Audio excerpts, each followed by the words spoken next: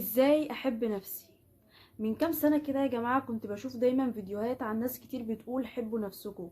بس انا ساعتها ما كنتش عارفة يعني ايه احب نفسي، وهل انا اصلا بحب نفسي ولا لا. فانا افتكرت ساعتها ان انا احب نفسي يعني انا اعمل الحاجات اللي انا بحبها، ايا كانت بقى هي ايه الحاجات دي. فانا زي اي حد في الدنيا بيحب ان هو ياكل من بره ويشرب بيبسي وياكل اندومي ويعمل كل الحاجات اللي هي المضرة دي. فانا كنت فاكرة ان انا لما اعمل الحاجات دي علشان دي الحاجات اللي انا بحبها يبقى انا كده بحب نفسي. بس اكتشفت بعد كده انه لا، ان انا لما افضل اعمل الحاجات دي انا في الاخر هلاقي نفسي بضر نفسي.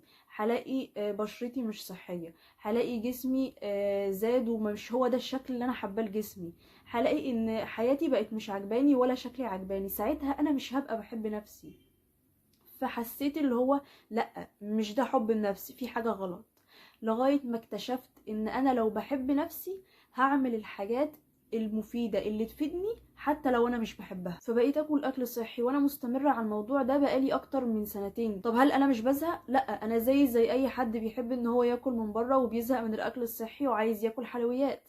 بس الفكرة ان انا مش بحرم نفسي، لما ببقى عايزة الحاجة دي باكلها. فانا بوازن بين الاكل الصحي المفيد ليا والاكل اللي انا برضو بحبه.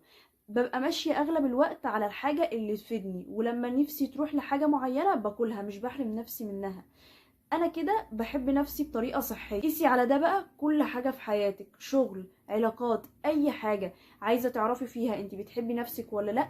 اختاري اللي في مصلحتك، اختاري اللي يريحك، هو ده حب النفس الصح. لو انت مثلا عندك صحاب مش كويسين، مش بيحبوك، ما عندهمش طموح، بيجيبولك طاقه سلبيه، ايا كانت الصحاب دي مش كويسين في ايه وانت فضلتي معاهم، انت كده مش بتحبي نفسك. هتحبي نفسك فعلا وهتحبي نفسك صح لما تطلعي من دايره الصحاب دي وتختاري نفسك وتختاري مصلحتك. خلاصة اللي بيحب نفسه صح هو اللي هيعمل الحاجة اللي في مصلحته. فعايزه اقولك ان الكلام ده مش تنمية بشرية، الكلام ما قريتهوش في كتاب وجايه اقولهولك. انا فعلا ماشيه على الكلام ده بقالي اكتر من سنتين، وحاسه ان انا فعلا بقيت بحب نفسي بطريقه صح. لو وصلتي لغايه هنا فاحب اقولك شكرا ان انت كملتي الفيديو للاخر، ويا رب تكوني استفدتي.